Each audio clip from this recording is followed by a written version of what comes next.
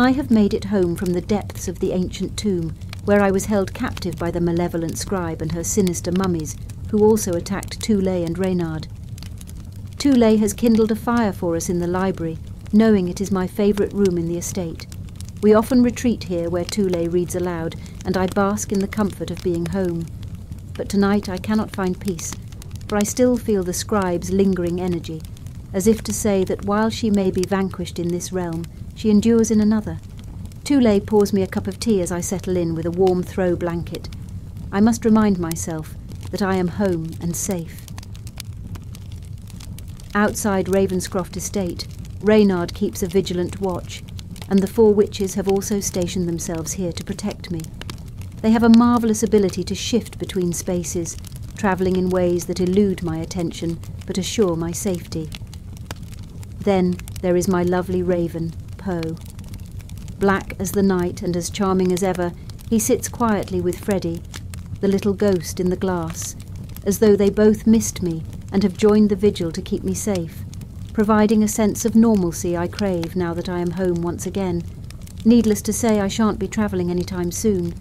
I hear Reynard howling in the distance, as if to say all is secure and he is watching over me. It warms my heart to see that he and Tule have reached an understanding, putting past differences behind them. As I listen to Tule reading, I feel myself begin to relax. This is my home sweet home, a sanctuary where I can finally find solace and healing. As of someone gently rapping at my chamber door. "'Tis some visitor," I muttered, tapping at my chamber door. Only this and nothing more. Ah, distinctly, I remember it was in the bleak December, and each separate dying ember writhed upon the floor. Eagerly I wished the morrow. Vainly I had sought to borrow from my books surcease of sorrow, sorrow for the lost Lenore, for the rare and radiant maiden whom the angels name Lenore, nameless here for evermore. And the silken, sad, uncertain rustling of each purple curtain thrilled me, filled me with fantastic terrors never felt before, so that now, to still the beating of my heart, I stood repeating, "'Tis some visitor entreating entrance at my chamber door, some late visitor entreating entrance at my chamber door. This it is and nothing more." Presently my soul grew stronger, hesitating then no longer. "Sir," said I, "or madam, truly your forgiveness I implore, but the fact is I was napping, and so gently you came rapping, and so faintly you came tapping at my chamber door, that I scarce was sure I heard you. Here I opened wide the door. Darkness there, and nothing more. Deep into that darkness peering, long I stood there wondering, fearing, doubting, dreaming dreams no mortal ever dared to dream before. But the silence was unbroken, and the darkness gave no token, and the only words there spoken were the whispered words, "Lenore." This I whispered, and an echo murmured back the word, "Lenore." Merely this, and nothing more. Back into the chamber turning, all my soul within me burning, soon again I heard a tapping somewhat louder than before. "Surely," said I, "surely there is something at my window lattice. Let me see then what thereat is, and this mystery explore. Let my heart be still a moment, and this mystery explore. 'Tis the wind, and nothing more." Open here I flung the shutter, when, with many a flirt and flutter, in there stepped a stately raven of the saintly days of yore. Not the least obeisance made he, not an instant stopped or stayed he, but with mien of lord or lady, perched above my chamber door, perched upon a bust of Pallas just above my chamber door, perched and sat, and nothing more.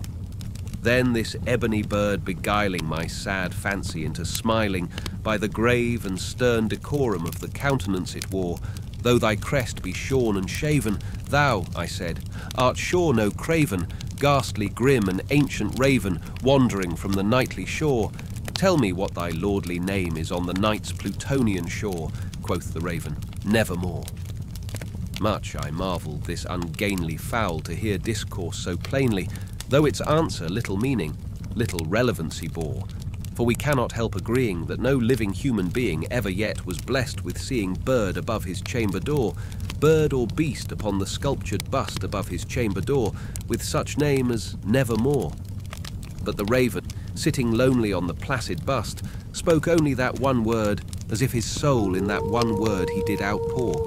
Nothing farther then he uttered, not a feather then he fluttered, till I scarcely more than muttered, other friends have flown before, on the morrow he will leave me, as my hopes have flown before. Then the bird said, Nevermore, startled at the stillness broken by reply so aptly spoken.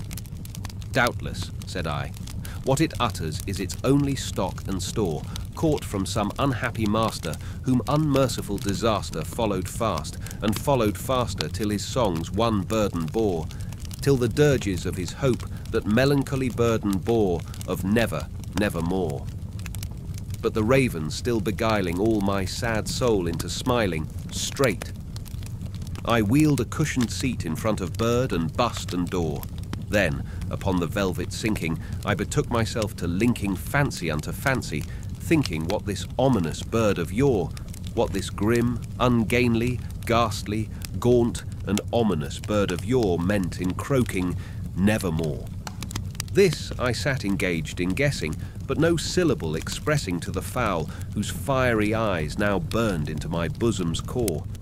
This and more I sat divining, with my head at ease reclining on the cushion's velvet lining that the lamplight gloated o'er, but whose velvet violet lining with the lamplight gloating o'er she shall press, nevermore.